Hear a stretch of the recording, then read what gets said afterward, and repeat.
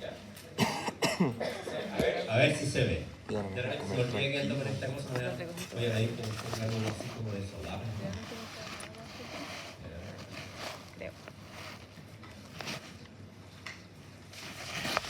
A ver, ¿ves ese novillo ahí?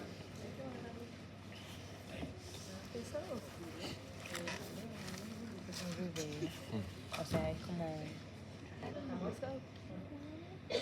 Ya está muerto, o se está muriendo, ¿ya?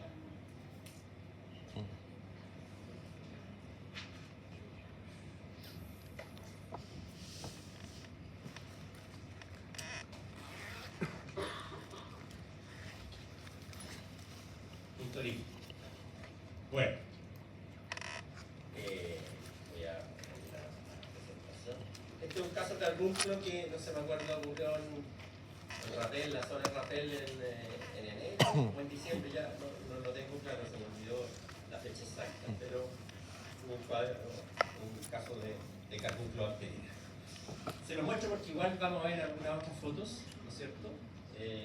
Pero para que las cosas que entran por la vista como que se quedan mejor y van de acuerdo con lo que yo describo, ustedes lo van a ir viendo de mejor manera. Bueno, el carbúnculo bacteriano es una enfermedad bien emblemática, o sea, es como bien antigua. ¿Ustedes saben cuál es el nombre en inglés de esta enfermedad? Anthrax. ¿Han escuchado del anthrax? ¿Verdad? Claro, una enfermedad que es zoonótica, tampoco se transmite directamente de un animal enfermo a otro. Ya sea las personas o los animales la adquieren desde las esporas que están en el medio ambiente. Esta no es una enfermedad clostridial, pero desde el punto de vista de la patogenia es más o menos semejante. Los individuos adquieren las esporas por consumo, en los animales por consumo de alimentos contaminados por esporas, las personas porque respiraron esporas o se contaminaba una herida con esporas, etc. ¿Ya? Bueno, esto es lo que ocurre, bueno, esto es una página que se llama ProMed, donde a uno le llegan mensajes de, ¿cómo se llama?, de lo que está ocurriendo en el mundo respecto a enfermedades que son de denuncia. Ustedes ven que tenemos anthrax en todas partes, en Kenia, en Rusia, hay bastante en la parte del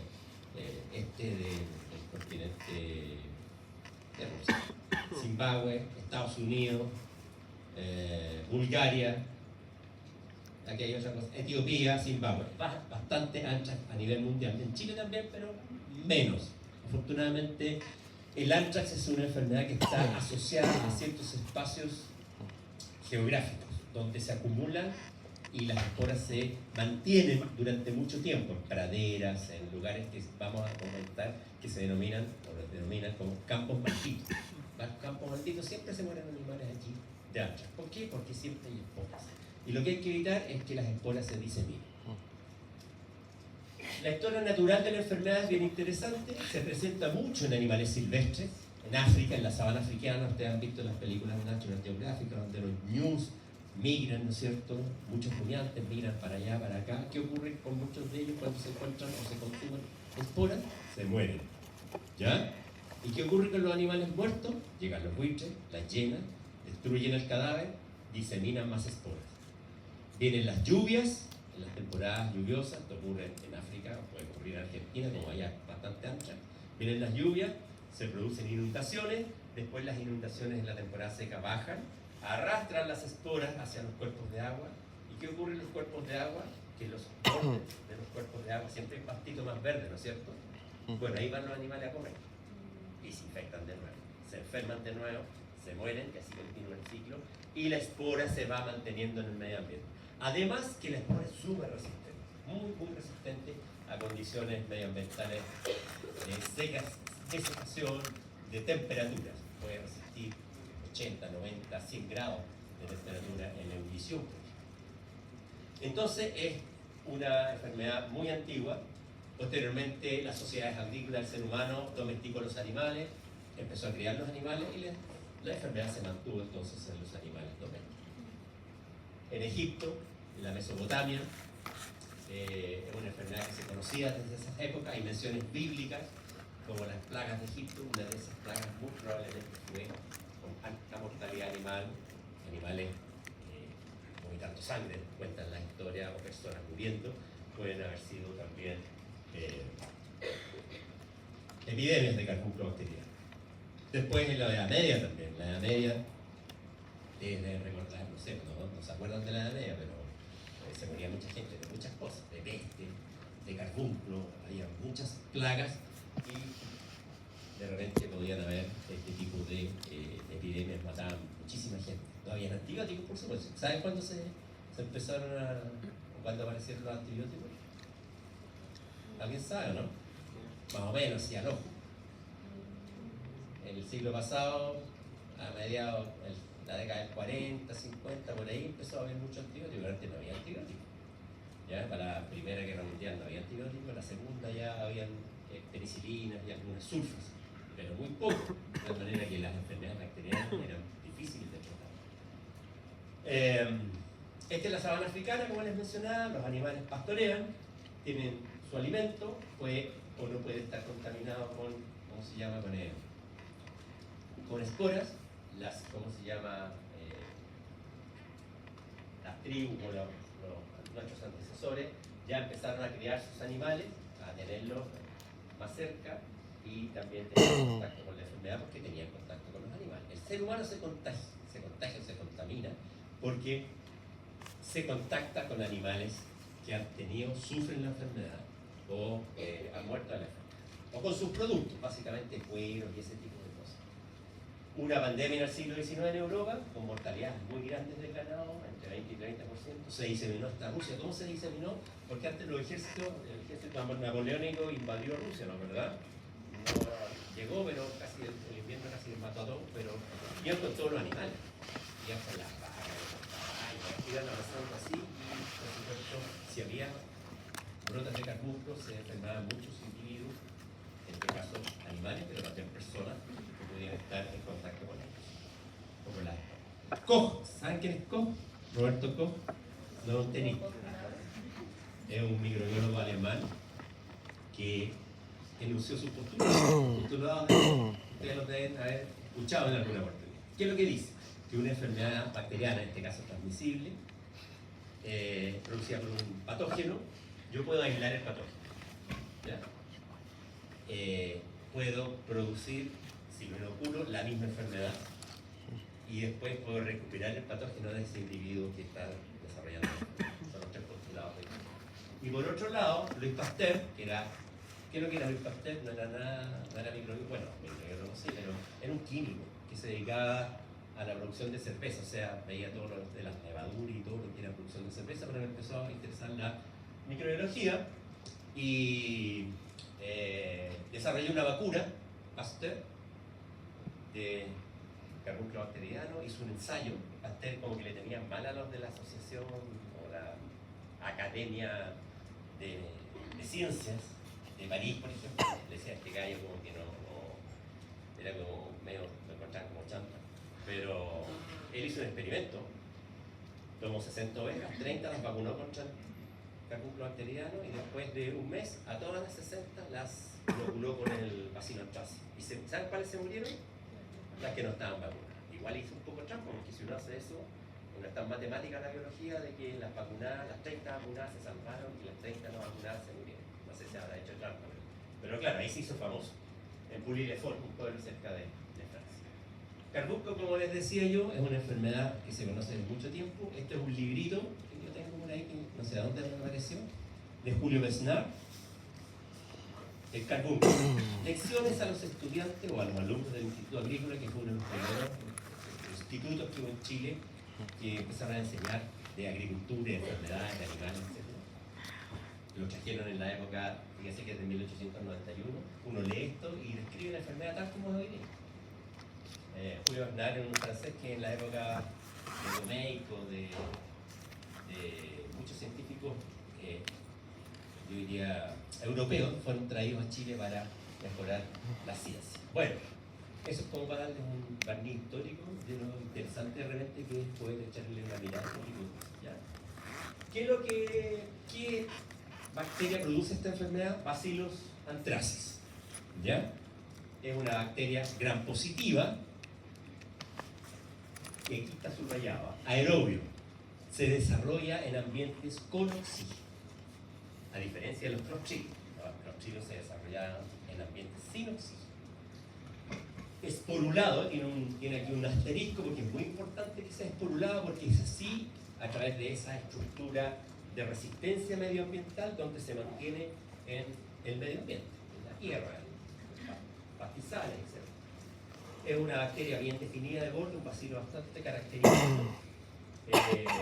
Cuando está en una muestra patológica, una muestra de sangre, por ejemplo, tiene cadenas cortas, fácil, digamos, ¿cómo se llama? Observarla, verla. Esa es una muestra de sangre donde hay neutrófilos, hay un glóbulo rojo. Acá también, ¿se dan cuenta? Cadenitas cortas. Cuando uno hace un frotis de un sanguíneo de un individuo que se murió, por ejemplo, lo lógico es que no hayan bacterias en esa. Eso es extraño.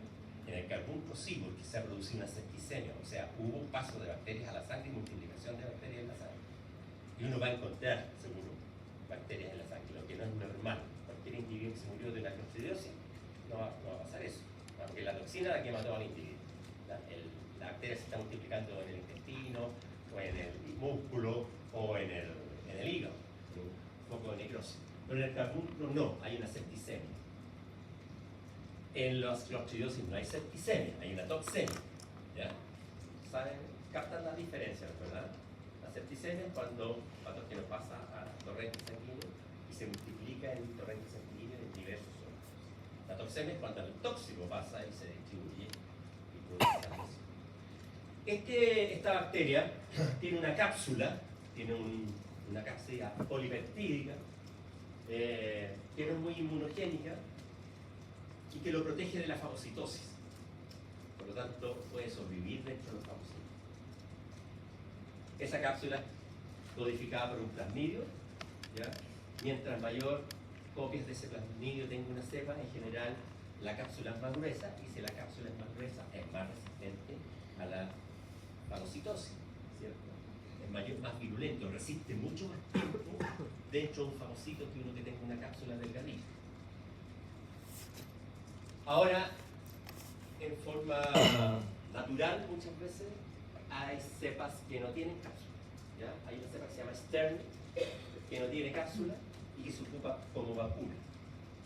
Stern era un médico veterinario en Sudáfrica y hacía diagnósticos de enfermedades, hacía un diagnóstico de carbúnculo bacteriano, dejó la placa encima del mesón, se fue de vacaciones y cuando volvió se dio cuenta que había cambiado la cepa y había perdido el plasmidio, había mutado. Bueno, y esa cepa, que es viva, hoy día se ocupa como vacuna, porque no tiene cápsula, entonces se inocula en los bovinos o en los animales en los cuales queremos vacunar, y no tiene cápsula, los macrófagos la pueden procesar, produce una pequeña cantidad de toxina, y esa pequeña cantidad de toxina es la que estimula el sistema inmune incluso antibiótico. No, la vacuna a virus modificado es una vacuna viral. Esta es una vacuna bacteriana que es de patogenicidad reducida, ¿ya? Pero es bacteria, ¿ya? Bueno, lo interesante de estas dos fotografías es que hay tinciones que pueden, digamos, dar a conocer o que se pueda ver la cápsula, que está como, qué sé yo, atmósfera o digamos, Dan positivo rojo. cosa refractaria del bacilo. Y si yo hago un frotting de un animal muerto recientemente que se murió rápido y que tiene hemorragias por los orificios que vimos del video al principio, en la nariz, en el ano, en la vulva, qué sé yo, es muy, o sea, tengo prácticamente el diagnóstico hecho. ¿Por qué? Porque no hay otras bacterias que tengan este tipo de cápsula, ¿ya? Después lo vamos a ver cuando veamos el diagnóstico propiamente. El otro factor de patogenicidad que tiene Bacillus anthracis es un complejo tóxico, ¿ya? Que tiene 3 componentes y está codificado por otro plasmidio que se llama PXO1. Este complejo tóxico tiene 3 proteínas, por así decirlo.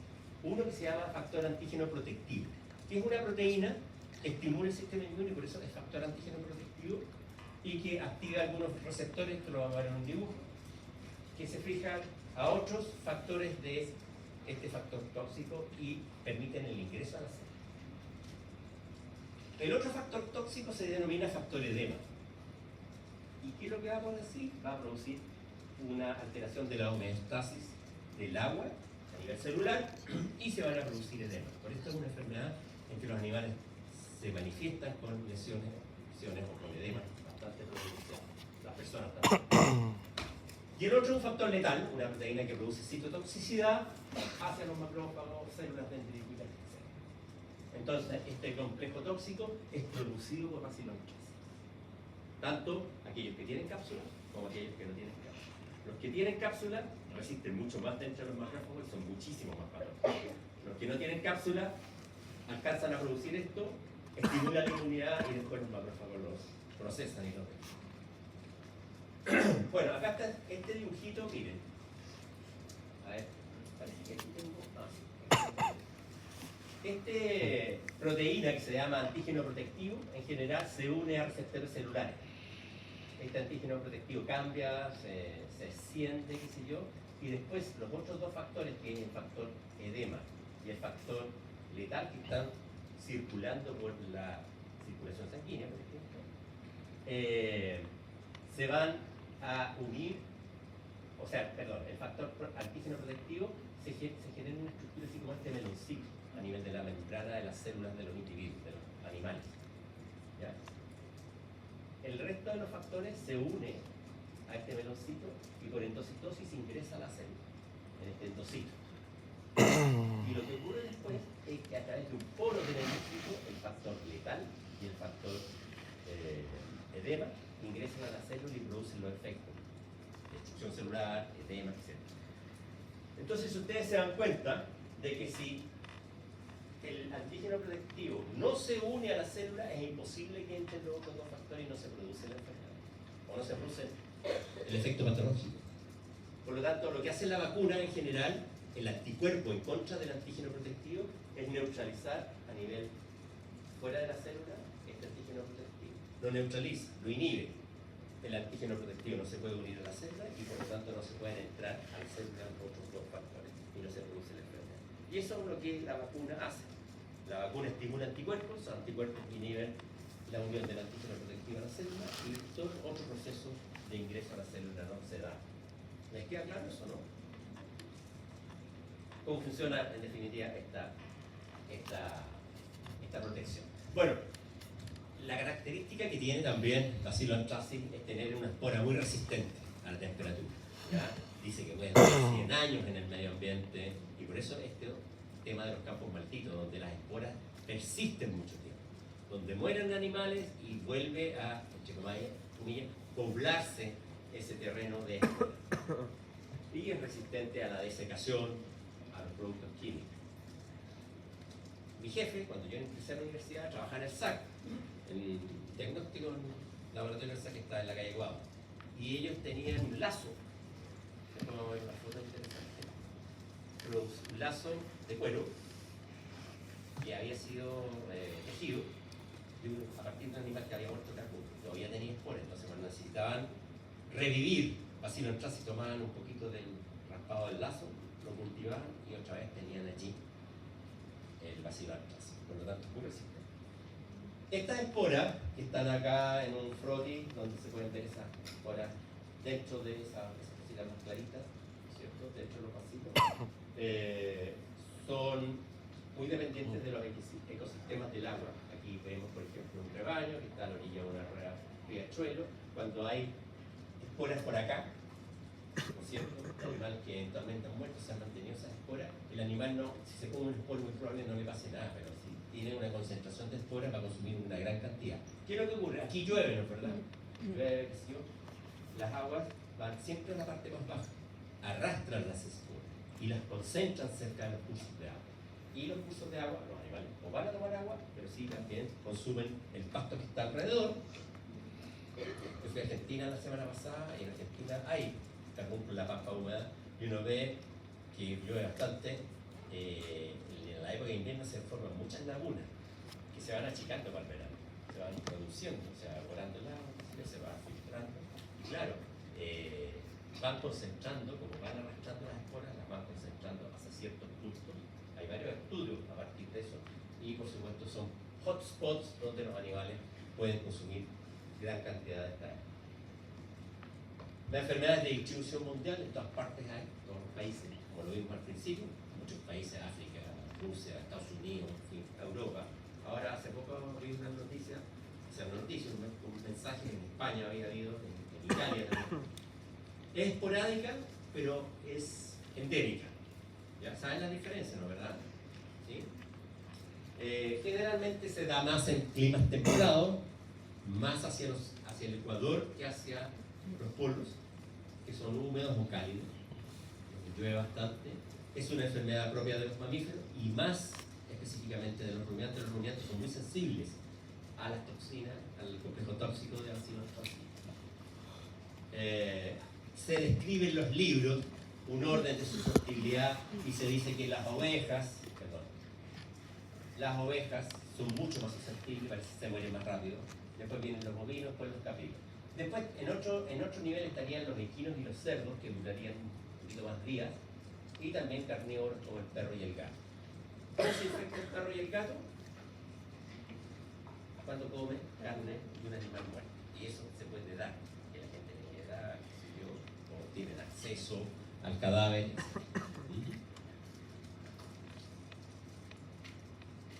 El ser humano es un hospedero ocasional. ¿Por qué? Porque es una enfermedad recurrente, que es bastante grave. Hoy en día con antibióticos la podemos curar, pero que dice relación con el contacto con las esporas. ¿Por qué? Porque estamos en contacto con animales, con productos o por algunas, yo diría, prácticas como el bioterrorismo, armas biológicas, etcétera, que vamos a comentar al final. ¿Ya? Se han descrito en avestruces, no se sabe mucho por qué, en África, en avestruces, en los criaderos de avestruces que hay en Australia. Aquí en Chile tuvimos criaderos de avestruces, los colegas que trabajaban allí vacunaban a las avestruces. La avestruz come muchas cosas de la tierra, que parece que consume esporas y podría eventualmente sufrir un cuadro. Es como un dato al margen. Endémica en nuestro país, sí, siempre va a haber, nunca nos vamos a deshacer de esta enfermedad. ¿Ya? Y van a haber más o menos casos de acuerdo a circunstancias. Cuando metamos animales a un rebaño, a un potrero donde hay esporas, cuando haya más o menos lluvias, etcétera, de acuerdo a las condiciones biológicas del país. Pero sí, es por ahí. Hay mayor incidencia en zonas ganaderas, desde la región de O'Higgins hasta la región de los ríos Los Lagos. Al norte es muy escaso. Sobre los 2000 metros la enfermedad es bastante rara, en general la espora, mientras más se sube, por lo tanto los altiplanos es muy raro porque no esporula. ¿Cómo se llama? El bacilo antracis no esporula, entonces si no esporula, se muere, digamos. No tiene esa posibilidad de prevalecer. Es una enfermedad de denuncia obligatoria al SAC, ya les voy a contar lo que pasó hace 2 semanas, qué sé yo. Y hay un tema con los campos malditos que yo les mencioné, que son terrenos, potreros, lugares geográficos donde siempre hay casos de carbúnculo en animales, y por eso se denominan campos malditos, y se supone que, o no se supone, está claro que allí las esporas están durante mucho tiempo y los animales se pueden infectar. Hay otras teorías también que a esos campos malditos se les asocia como de área incubadora. ¿Por qué? Porque se ha visto que estando la espora en el medio ambiente, si hay vegetación, que es, digamos, nutrientes vegetales, temperatura adecuada, pH adecuado, la espora puede germinar. Y germina en el medio ambiente. Y si germina en el medio ambiente, la bacteria se multiplica y produce la toxina. Pero esa toxina no entra en un individuo, sino que después, cuando hay desecación otra vez, la bacteria otra vez vuelve a esporular y se aumenta la cantidad de esporas en ese medio ambiente. Eso se denomina área incubadora. Y la otra concepción que existe en algunos papers por ahí es que las esporas pueden ser consumidas por amebas medioambientales o protozoos medioambientales. A la ameba no le pasa nada, pero la bacteria crece dentro de la ameba y después vuelve a esporular. Y así también se aumenta la cantidad de esporas que puede haber en determinadas áreas. Pero campo maldito es el término que ustedes van a encontrar en todas partes. Díganme. El humano entonces sería más que nada, su vía de ingreso sería como por... Ahí lo vamos a ver. Ah, ya. 3 vías. Hay 3 cuadros de carbúnculo al ser humano. ¿Ya? Lo vamos a ver más adelante.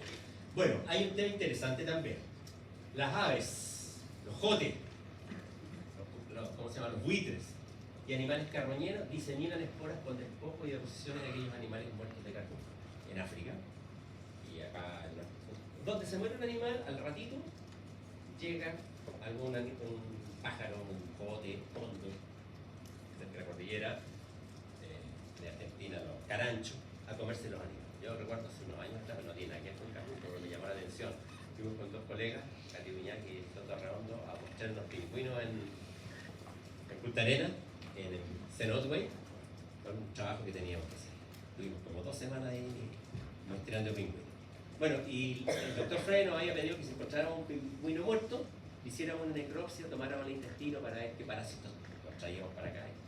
Bueno, entonces en la mañana llegamos con 7 de la mañana y íbamos caminando, pingüino muerto. Ah, ya, a la vuelta le vamos a hacer la necropsia. Nada que volvíamos y ya habían puros huesos. Se lo habían comido los caranchos, estaban los puros huesitos del pingüino. Entonces había que hacer la necropsia en cuanto uno veía. Y esto pasa en el medio ambiente. Dime. ¿Y cómo funciona fuera en, no sé, Antártida? No hay. Generalmente es muy poco probable de que si hubiese muerto un animal de carbúnculo en la Antártica, podrían haber esporas ahí, pero nadie las va a consumir porque no hay pasto recto, ¿cierto? En las zonas, como les decía, climas cálidos, hacia el Ecuador es mucho más corriente. Se dan las condiciones biológicas de mejor manera. ¿Sí? ¿No han habido casos de que por, o sea, como por una formosa o por hormigas? Mira, hay antecedentes de transmisión del bacilo anthracis por tábano. Un animal que está sufriendo un cuadro septicémico, viene un tábano, lo pica, chupa la sangre, el aparato chupador puede crear la bacteria o puede pulular, puede chupar otro y lo puede picar y le puede producir una lesión local. ¿Ya? Hay casos, pero no les pasa nada. A las aves carroñeras y a las hienas tampoco, porque ya como que están acostumbrados. En África, a las hienas, a los chacales, a los que se comen los cadáveres, no les pasa nada porque pareciera que están, entre comillas, vacunados. ¿Ya? Pero lo que hacen desde el punto de vista epidemiológico es diseminan por ejemplo, las aves, los buitres, se comen y después van a su buitrera, a una montaña, a sus cuevas, qué sé yo, en sus heces, eliminan la espora y después la lluvia que hace, la barre hacia abajo y la va llevando hacia las zonas más bajas. Las hienas hacen en poquito rato, destruyen el cadáver y diseminan las esporas. ¿Ya? Pero bueno, eso no lo podemos controlar, es natural. Bueno, acá hay fotos nada más de esto que le estamos conversando, ¿no es cierto? En África, varias especies de animales afectadas, llegan los buitres, qué sé yo, dejan el puro cadáver nomás, y todo esto debe estar rodeado de esporas. Va a llover, las esporas van a quedar ahí, si es que no llueve, y si llueve van a ser arrastradas por el agua y las van a llevar a las zonas más bajas, como les decía yo, donde va a haber más pasto. La hiena, con un pedazo de gacela, qué sé yo, destruyendo los buitres también, que son factores importantísimos de diseminación de las esporas de bacilo anthracis. En los animales, o en los rumiantes básicamente, sí, bueno, los animales, se presentan, hay 3 formas de presentación difíciles de diferenciar, son formas clínicas.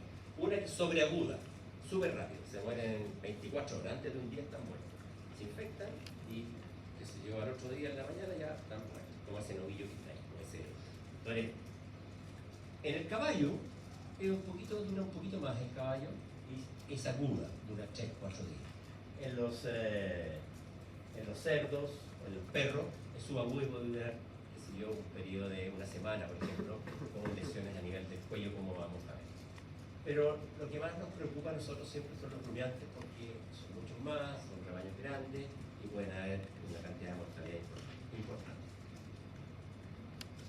La vía de infección de los animales, la gran mayoría de las veces, es digestiva. Ellos consumen alimento con esporas, alimento contaminado con esporas, se desarrolla la espora a nivel de nódulos linfáticos, se multiplica la bacteria, produce la toxina y se produce la enfermedad. Ahora, todas las formas, tanto sobreagudas como agudas, son cuadros septicémicos, o sea, la bacteria se distribuye por el torrente sanguíneo, se multiplica en el torrente sanguíneo y la toxina aparece en el torrente sanguíneo y la recurrencia y la mortalidad es muy rápida. Ahora la forma subaguda que sufren perros, cerdos, caballos de repente, pero en fin, va a depender de la cantidad de bacterias que esté circulando. En general produce una lesión a nivel de los nódulos linfáticos del cuello, aumento de volumen. En los cerdos el aumento es tan grande que puede producir asfixia, sobre todo en los cerdos chiquititos. Vamos a ver unas fotos ahí. Bueno, acá también es un esquema para que lo revisen después con calma, donde está todo lo que hemos hablado de la patogenia, qué sé yo, la germinación de la espora, la forma vegetativa de la bacteria, produce los factores letales, edema, el factor protectivo, donde, qué sé yo, ingresan a las células del sistema inmune, se replican dentro de esas células y los factores letales van a producir diferentes lesiones en miocitos, en cardiomiocito, en el músculo, en el hígado, etcétera, etcétera. Ya, aquí esto para que lo revisen, más o menos explicativo de cómo es la patogenia del enfermo.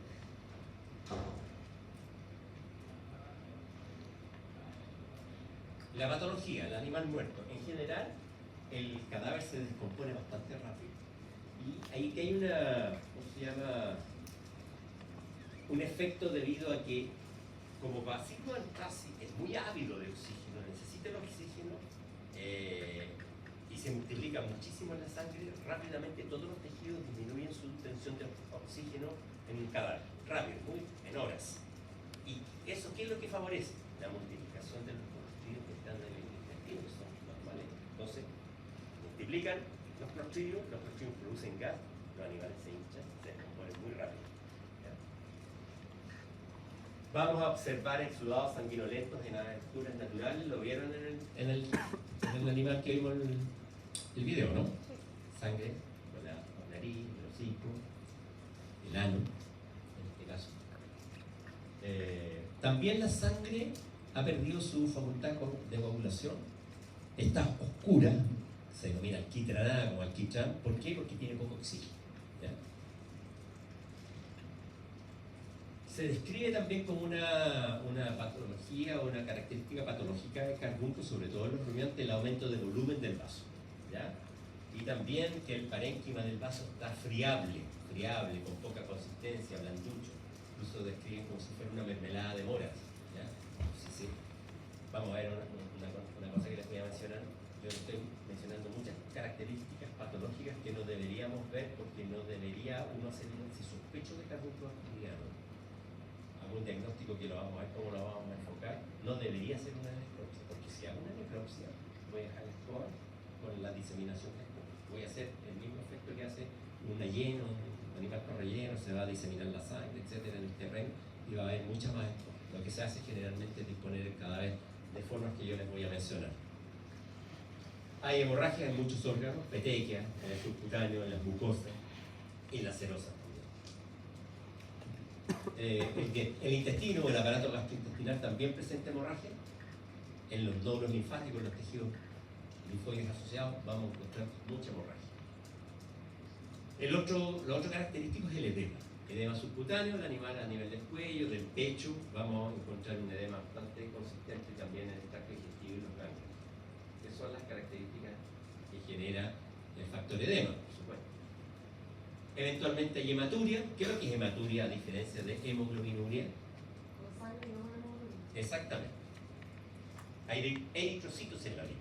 ¿Ya? La forma de diferenciarlo desde el punto de vista práctico es re fácil. Porque si uno toma un poco de orina con hematuria y la deja una hora, va a ver que decantan los eritrocitos.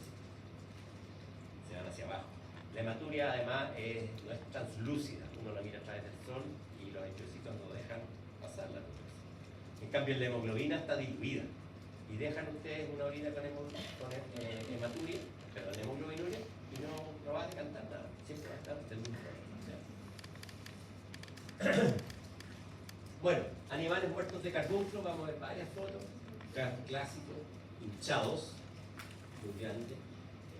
Presencia de hemorragia o líquido sanguinolento a través de las aperturas naturales, que es de una vaca, ¿no es cierto?, donde a través de la glándula mamaria también se está eliminando líquido sanguinolento. Por supuesto aquí estamos, ¿cómo se llama?, descartamos, digamos. Van a haber esporas, seguro. Ahora, ¿estas vacas se van a infectar? A lo mejor sí, a lo mejor no, porque no van a venir a comer tierra. Las vacas van a comer pasto, pero van a estar las esporas actualmente. Por lo tanto, si a mí me preguntan qué es lo que haría con el resto del rebaño, yo lo voy a vacunar. ¿Ya? Sí que no están vacunados. Bueno, también líquido sanguinolento a través de la vacuna natural, el ano, musgo, etc. En animales africanos también se dan las mismas características antes que se coman los animales carroñeros. ¿Se pueden respirar las esporas? Ahí vamos a ver cuando les veamos la parte del ser humano. ¿Ya? Sí, se puede. O sea, no se deberían, pero. Bueno, animales silvestres en África, elefantes, cebra, en fin, con signos de bacilo antras. Novillos, ya. Otro novillo. Bueno, la posición de Richard es que están hinchados. Bien hinchados. Edema, quizás con edema, pero vamos a ver otra foto mejor. Edema subcutáneo, este también. Ahí debajo del cuello. Bastante aumentado. Mortalidades a veces grandes. A ver, en el año 2009 parece, hubo dos brotes de carbunclo aquí en Chile, uno en un campo ahí en los lagos. Se murieron 80 novillos, de 400. Y después en una lechería se murió una vaca. Así son las diferencias, ¿se dan cuenta? Ahora, ¿por qué en ese campo se murieron tantos animales? Bueno, les cuento la historia, como tenemos tiempo les voy a contar la historia. Es un campo que producía ganado Angus, de carne. Entonces llegó un nuevo administrador, revisó las cuentas y dijo, ya, a ver, pagamos tanto. ¿Esta vacuna para qué? Para carbunclo. ¿Y se mueren los animales de eso? No, hace tiempo. Nunca hemos tenido carbunclo. Entonces no vacunemos, ¿para qué? Echado la vacuna. Al otro año la misma, no vacunemos, si no pasó nada, no se murió ni un animal. Tercer año, caso carbunclo, y se murieron 80. ¿Se dan cuenta? O sea, claro, disminuyó la inmunidad de masa, deben haber habido siempre esporas en algún terreno y los animales se infectaron porque no tenían inmunidad. Para que uno vea cuáles son las decisiones que realmente pueden afectar este tipo de cosas. ¿Ah? Sí, se vacunan anualmente. Sí. En las zonas donde hay mayor prevalencia o incidencia. Bueno, acá, ustedes ven, este es un desastre económico, un desastre ambiental, de todo. Sí. Y por la hinchazón. Cuando se empieza a producir la putrefacción, que aquí es muy rápida, inmediatamente se empiezan a hinchar. ¿Ya? Esto ocurrió la semana pasada. Después que volvimos, el 3 de marzo. Bueno, no es carbunclo. Me engañé. Bueno, llegaron unas muestras. El doctor Richard Arancía me dijo, oye, mi colega me llamó, se le están muriendo ya como 45, 50 animales muertos, unos novillos acá en Paine. Entonces vino la ABEA, la actriz, no sé si la conocen, de microbiología, que le habían enviado unas muestras de sangre. Le dije, bueno, con harto cuidado, hagan un frotis de la sangre, tíñanlo, y si la sangre tiene bacterias o bacilos, como lo vimos acá, quiere decir que podría ser carbunclo y hay que hacer la denuncia al SAC y enviar todo al SAC y todo lo demás. Por eso el frotis no era. Es muy probable que esto haya sido una intoxicación de algo pasó allí. Pero bueno, se murieron, no sé, como, qué sé yo, 50 animales, y hay que enterrar esos animales. Y para enterrar esos animales hay que tener maquinaria, toda una cosa logística costosa, importante. Pero una forma que les quería comentar yo de que las cosas ocurren de repente no pasa nada en 2, 3, 4, 5 años y de repente pasan, vaya, de este tipo de cosas. Ahora no era carbunclo, pero bueno, podría haber sido. Bueno, animal muerto a carbunclo. Estas fotos son para demostrar nomás, no es para que lo hagan, porque hay cosas que no se deben hacer. Dime. ¿Por qué en este caso no es mejor la cremación en ello? No me acuerdo si fue usted el otro profesor que dijo que era caro, pero el tema es que... Caro y contaminante. Es que mira, cuando veamos aftosa vamos a ver un poco más profundamente el tema. Si tú tienes muchos cadáveres de animales, lo empezaron a cremar en Inglaterra, en un hoyo, con madera, con petróleo. Las nubes de humo se levantaban, se veían desde Holanda. La gente empezó a alegar. Si tú los entierras, la putrefacción de esos animales también puede contaminar las napas subterráneas con los líquidos percolados. Entonces es un problema que hay que solucionarlo de forma adecuada. Sí, con una fosa común Ah, pero total. no. Esa, no la que sucia. Una vez que mi fosa común que está. Ah, ya sé. Eso se denomina un compost de cadáveres. Se usa más en los cerdos, ¿no? En los criaderos cerdos hacen compost. Sí, parece que hacen compost. Una compostera y van poniendo los cadáveres uno a la vez. Pero también tiene sus problemas. El olor, no sé. Bastante. Todo tiene su problema cuando son gran cantidad de individuos, cadáveres. Dime. Lo entierran. Hay que enterrarlo. Pero sí puede contaminar la. Pero hay que enterrarlo en la ladera de un cerro, en donde no, eventualmente no se produzca ese problema de contaminar una nave. O ponerle, vamos a ver un sistema aquí, ¿no? Que lo inventaron en Argentina. Puede pescar algo. Es que sí, puede ser. Mira, ahí lo vamos a ver. Lo vamos a ver cuando veamos al final. ¿Ya? Bueno, pero Bueno. comentando esa duda, y no hay posibilidad de que, por ejemplo, ya aquí crezca, no sé, vegetación y esa vegetación también. ¿Aquí salga quién por está la dónde? ¿De abajo este novillo? O sea, sí, donde Sí, lo po. enterraron. No, no. O Ah, sea, ya, donde ya, lo ya. enterraron de Sí, ahí. pero mira, también hay un tema ahí. Yo puedo enterrar un animal, hacer todo lo que se da, le tengo que poner cal sobre el animal, de tal manera, no para que la cal conserva el cadáver, ¿no? Es para que las, ¿cómo se llama? Lombrices que suben para arriba, cuando hay humedad, no suban y choquen con la cal, ¿ya? Y no vayan a arrastrar esporas hacia arriba, porque podría suceder eso.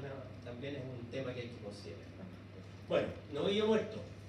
Viene aquí un gringo, está en Estados Unidos, y le hizo una necropsia, lo que no debería haberse hecho, a lo mejor no sabía, no le hizo un examen previo. Y lo que se ve acá, miren, va muy fácil. ¿Se dan cuenta ustedes del edema aquí, de la parte baja del cuello, del pecho? Hay bastante edema, está bastante fresco acá, en todo caso no está tan hinchado, pero esto es puro edema. Después acá podemos ver que en la zona baja del cuello hay mucho edema, hay presencia de líquido sanguinolento, bajo subcutáneo, qué sé yo. El gringo menos mal está con, ¿cómo se llama? Con guante y cuchillo, pero está produciendo contaminación. Aquí está el señor, ¿no es cierto? Con el vaso destruido, con una tremenda contaminación, se paran las moscas se van por otro lado, etcétera, van a llevar esporas seguramente, o diseminar esporas. Después el señor va a llevar la, ¿cómo se llama? La jardinera esta para la casa, que se la de la señora, peligro. O sea, puro peligro aquí, ¿no? ¿Ya? El vaso es un órgano que tiene esas características, ¿eh? Se pone muy friable con la mermelada de moras que yo les decía. Vaso acá de otro caso, también ha aumentado volumen. Ahora hay que diferenciar vasos aumentados de volumen de vasos aumentados de volumen por carbunclo, porque el carbunclo está friable, el parénquima está blanducho. Aquí no, el verdadero es producto de, en definitiva, de un aumento, o puede ser un tumor, pero no está friable. O sea, hay un corte allí y no sale, entre comillas, jugo. Acá tampoco. Puede ser aumento de volumen por gestión sanguínea, etc. Pero bueno, hay que tenerlo presente. En cerdos también se produce una septicemia, cerdos pequeños, esto es muy antiguo, ¿sí? Cerdos de esta maravilla, y aumento de volumen de los nódulos linfáticos del cuello, muy aumentado de volumen del cuello, los cerdos muchas veces mueren de asfixia, pero también hay hemorragia en todos los órganos, ¿verdad? En el intestino, en la cavidad pulmonar, etcétera, se ve hemorragia. Esta es una práctica que pueden hacer en Estados Unidos. No es recomendable porque igual yo voy a abrir el cadáver y podrían eventualmente fluir líquidos y pulular la bacteria, que es abrirle una ventanita aquí en el lado izquierdo del cadáver, detrás de la última costilla, para observar el vaso. Entonces se abre, ven el vaso, el vaso está aumentado de volumen, está friable, eventualmente puedo tomar una muestra y mandarle la hora. Puede ser, pero yo no lo recomendaría. ¿Qué es lo que yo recomendaría frente a un animal que se murió y yo puedo sospechar de que puede ser carne que quiere salir del agua? Con una jeringa, tomar un poquito de sangre de la oreja, por ejemplo, o de los mismos fluidos, y esa jeringa enviarla al laboratorio para que hagan un frotis y un cultivo. Si hay bacterias en la sangre, hay probabilidad. Pueden hacer un PCR y van a saber si es fácil o no. Esas pruebas, el servicio agrícola ganadero. ¿Ya? Vamos a seguir los últimos 10 minutos para explicar las últimas cosas y salimos alrededor de 10 minutos más. La enfermedad de las personas, que alguien me pregunta, ¿cómo se producen las personas? Es ocasional, indudablemente, va a depender del contacto con animales y productos. Hay una que se denomina forma cutánea o pústula maligna, donde a partir de una herida contaminada se produce una lesión necrótica, ¿ya? Por infección de heridas con esporas, y es lo más corriente. Esto aparece 4 a 12 días después de que me contaminé, o se contaminó la persona. Parece una picadura de un insecto, pero progresa luego a una pápula, después se produce una úlcera y una corcha. Generalmente no duele y tiene alrededor de 2 semanas de evolución, pero hay que hacer el tratamiento con antibióticos, ¿cierto? La letalidad, si no hay tratamiento, una persona se podría morir si no se hizo el tratamiento, pero en general va a haber tratamiento. Ahora en algunos países, en Europa, en Escocia, han detectado personas que usan drogas endovenosas en los brazos, ¿no? Con lesiones de bacilo fácil, porque la droga estaba contaminada con esporas. No se sabe si casualmente o porque ha sido contaminada con esporas de forma voluntaria, digamos, para que este otro proyecto entre comillas se muera. Entonces, es un tema interesante desde el punto de vista de la investigación. Son lesiones de bacilo artrasis, pústulas malignas en el brazo, ¿ya? Un trabajador, este señor también en la cara, uno se rasca la cara, ¿no es cierto? Se medica por aquí, puede tener una pequeña erosión, uno se afecta, tiene pequeñas erosiones y se puede contaminar con manos sucias que han estado en contacto con animales o con tierra o con productos. ¿Sí? Otra, señor también, con una tremenda cara aquí en el cuello.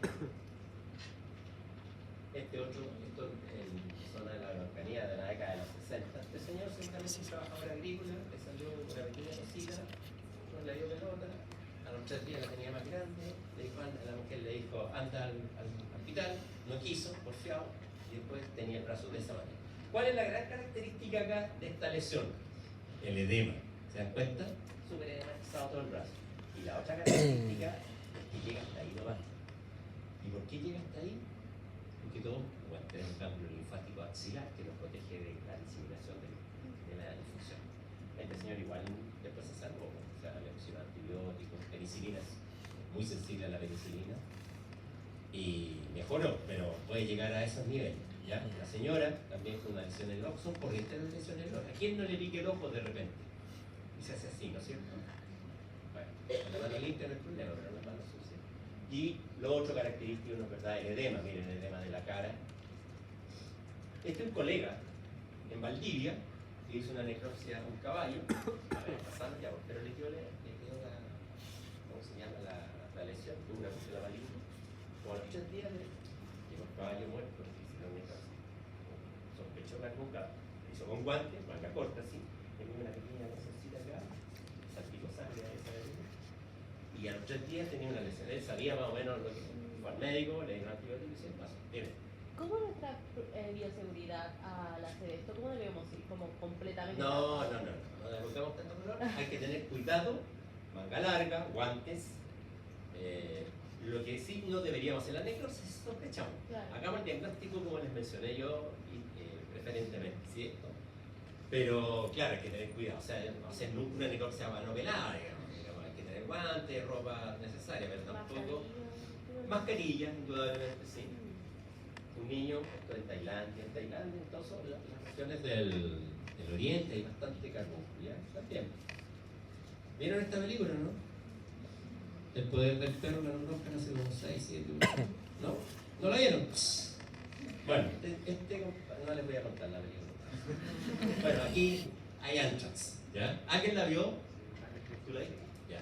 Bueno, el tipo está haciendo un lazo. ¿Qué más? ¿Ya? Con un cuero de un animal que no les voy a decir que tiene.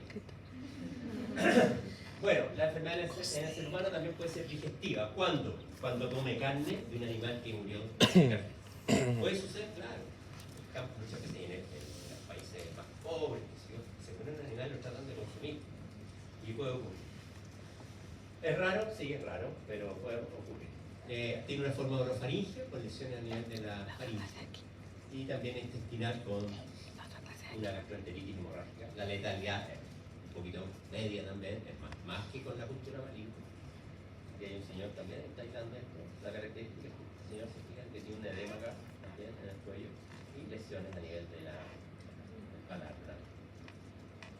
¿Son tratables? Sí, por supuesto que son tratables, si los antibióticos van a funcionar bien.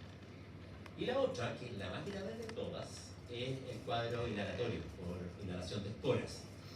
Esto hay riesgo para trabajadores que trabajan con lana, en Afganistán, donde hacen, qué sé yo, alfombras, qué sé yo, con lana de animales que vienen de los campos, hay una gran contaminación ambiental, con mucho polvo en suspensión y que pueden respirar esporas y pueden sufrir un cuadro respiratorio. Puede ser también por, entre comillas, un arma biológica que disemina esporas.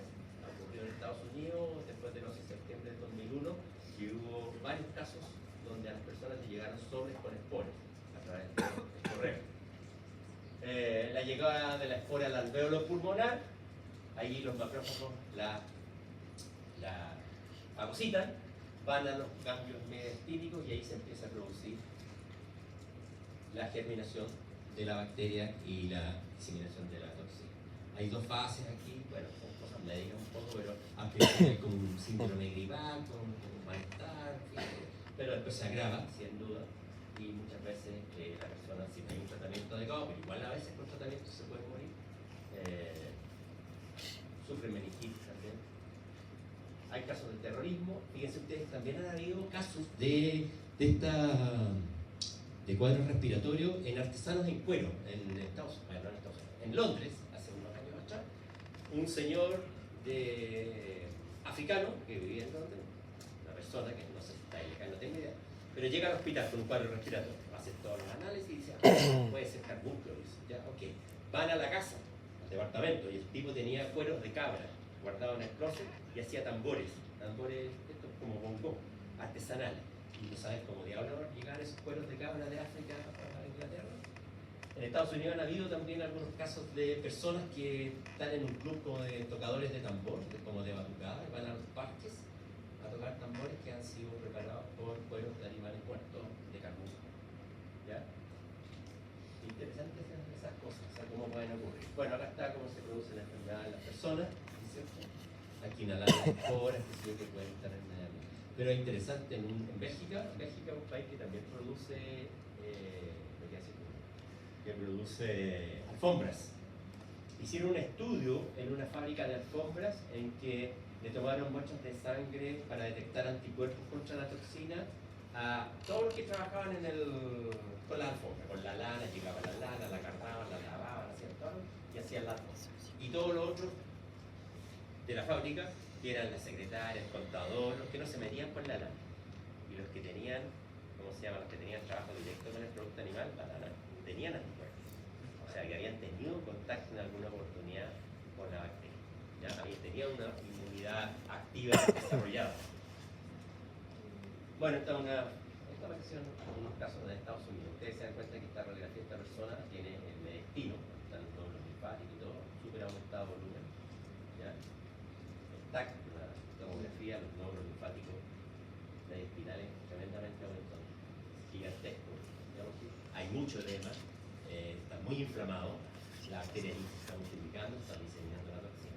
Pero lo que ocurre es que tanta la inflamación o tanta el edema que hay, que un tratamiento antibiótico muchas veces no alcanza a permear todo eso y es difícil que, ¿cómo se llama?, sobrevivan esas personas. Dime. En este caso, para el humano, como en animales, ¿sí hay vacuna preventiva? ¿En el humano? O sea, sí, en humano. Sí, hay. mira, en algunos países, en Rusia han desarrollado vacunas para humanos. Los soldados, eso uno lo puede ver en la literatura. En Estados Unidos le han puesto vacunas a soldados que podrían estar expuestos a un arma biológica, por ejemplo, de Acinotrazin. Sí, han desarrollado vacunas para humanos. En Rusia hay algunas vacunas H30. Pero no se comercializan como... No, son específicamente para ciertos lugares donde hay mucho carbón, etc. ¿Sí? La que se ocupa en Chile es la Semester, que les mencioné al principio. Bueno, acá lo que yo menciono, investigaciones y medidas de control de un caso de inhalación inhalatorio en Londres de un tipo que hacía tambores. ¿Ya? Esto es incidentes asociados al tamborilleo, ¿ya? Y exposiciones de bajo nivel ambiental. ¿Cómo se controla la enfermedad o se previene? Con la esporovacuna Ester, que son esporas que vienen dentro de la persona. anualmente en zonas endémicas. Si hay mucho carbúnculo, se puede poner estas 2 veces en el año. Ahí está la vacuna, hay varios laboratorios que la producen. Bueno, pero el año pasado, no me acuerdo, cuando fue eso en Rapel, había escasez de vacunas. El laboratorio produce y importa vacunas de acuerdo a la demanda. Si no hay mucha enfermedad, la gente deja de vacunar. Entonces, ¿para qué voy a traer vacunas o producir vacunas si nadie vacuna? Ese es un tema muy interesante de que los médicos veterinarios deberían conversar junto con el Estado. Se puede hacer vacunación estratégica en engordas de ganado. Si yo voy a reunir animales en una engorda, en un fetro, y traigo animales de diferentes lugares, y no sé sus condiciones, lo mejor es vacunarlos contra carbúnculo al inicio, porque si se enferman dentro del rebaño, del fetro, van a morir otros animales por la contaminación de esporas que va a dejar ese cadáver. Y además los vacuno contra Clostridium, contra Enterotoxina. Los vacuno contra otras enfermedades que pueden ocurrir en ¿Esa fetro. vacuna mixta también tiene...? No, no, es otra vacuna. Es otra vacuna. Es una vacuna que es viva. Se inocula la espora, llega a producir un poquito de toxina, pero como no tiene cápsula, los macrófagos la controlan. ¿Ya? Y es tan viva que no es recomendable ponerla en cría, animales muy chicos, porque pueden sufrir algunos efectos nocivos. Incluso alpacas, chicos, se pueden morir. ¿Ya? Así que hay que seguir la instrucción. ¿Qué es lo que hago frente a un foco? Bueno, dos cosas, dependen de un número de animales. Si tengo muchos animales en un rebaño y hay algunos que se murieron de carbúnculo, desde mi punto de vista va a ser difícil hacer un tratamiento a los animales que eventualmente podrían estar enfermos. Y yo no sé. Entonces lo que hago es vacunar a todos los animales. Tengo un rebaño de 3.000 ovejas, hubo un brote de carbúnculo, se murieron 15, 20, vacuno a toda la masa para proteger. De todos los animales no se van a morir al mismo tiempo, para morirse quienes tengan acceso a alimentos con espora. Si es una lechería más o menos chica, 150 animales y se murió una vaca, cada vez lo enterré, etcétera, etcétera, yo puedo tomarle la temperatura a las vacas. Todos los días, 2 veces en el día, te toman la temperatura. Vaca que tiene un poco de fiebre, le pongo antibiótico. Y así podría controlar y después de una semana puedo vacunar el resto. Hago la denuncia al SAC, envío muestras, sangre en una jeringuilla o canilla. La canilla puede ser un metatarso o un metacarpo del animal, descoyuntado se dice en el campo, no es articulo, metido en bolsa plástica, bien protegido para llevarlo al laboratorio. En el laboratorio lo que hacen es que cortan la canilla, como decía, y es de la médula, porque a la médula ha llegado, y la septicemia, toman muestras y hacen un punto. Pero si tengo una jeringa mejor, mucho más chico, mucho más rápido, llevarlo, etc. El SAC se encarga de todo.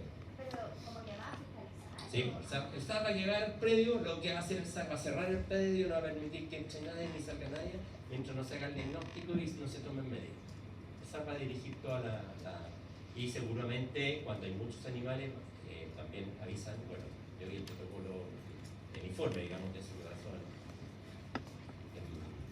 en la región de los ríos y el servicio de salud humano también, porque hay personas que pueden estar, las personas le hacen tratamiento con antibióticos, a los perros le hicieron tratamiento con antibióticos, por si acaso, ¿ya? Y si un animal tiene fiebre, ese no me va a hacer como ya mátalo, porque es posible carbúnculo. Es que no te va a decir mátalo, pero tú le puedes poner antibiótico. El SAC no va a estar encima tuyo y si el colega se va a ir, te va a dar las normas y va a volver al otro día, no va a estar ahí todo el día, ¿ya? Bueno, y el diagnóstico, ¿cómo se hace? De laboratorio mediante una tinción de Gol de sangre. Yo voy a ver si hay bacilos en la sangre, voy a ver si tienen cápsulas. Y también por cultivo PCR, el SAC tiene PCR. Bueno, aquí vamos a finalizar. ¿Qué es lo que uno puede hacer cuando se muere un animal? Esto lo hacen en Argentina, la tremenda vampa que tienen, de repente hay animales que se mueren, hacen diagnóstico de carbúnculo y lo que hacen es un procedimiento que se llama tapado controlado, donde el cadáver lo rocían con formalina, así como si formol 5% por todos lados, la tierra, todo esto lo mojan bien con formalina, lo cubren con un plástico grueso, son plásticos industriales para hacer el silo, lo cubren, le ponen tierrita en todo el borde para que no se levante con el viento, bien tapado, y se deja 240 260 días que haya putrefacción del cadáver. que la putrefacción va a matar la forma vegetativa que está dentro del cadáver. El bacilo que está dentro del cadáver está en forma vegetativa. Cuando sale al exterior se produce ¿cómo se llama? La purulación, que es la que contamina el medio. Pero si la forma vegetativa se murió, no va a pulular. Entonces se limita la producción, la generación de esporas. Y después de 200 y tantos días, 240, 260 días, se abre esto por dos partes, se le echa petróleo y se quema toda la muerte. ¿Ya? Y así se limita, no vamos a decir que se mueren todas las esporas, pueden quedar, pero yo limito la cantidad de esporas que pueden estar contaminando el medio. ¿Ya? Es una forma. La otra forma, retroexcavador, hacer una tremenda fosa, vamos a ver esas fosas de y enterrar los animales, porque genera mucho trabajo, gestión, costo. Se pueden quemar también dentro de la fosa, más costo petróleo, contaminación ambiental. Van a ver las medidas para tener que estar de acuerdo a las condiciones del terreno. Tampoco yo puedo meter mucho los animales, o sea, con la sección con carbón, que tengo 40 novillos con carbón, pero me los voy a llevar para allá en un camión y acá la tremenda contaminación, ¿no es cierto? Es mejor hacerlo en sitio. ¿Ya? Bien, gracias. Ya, preguntas últimas. Diga.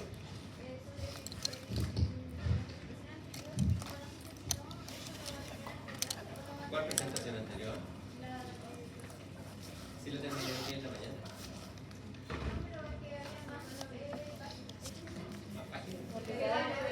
Ah, ¿de qué?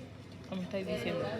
Ah, esas las vamos a ver cuando veamos las enfermedades Sí, pues era lo mismo, pero les daba como distintas cosas. Tétanos y botulismo. Si va a ser como al final de este. Es que lo tengo en la misma presentación, por eso no sé. Habrán como 0,10.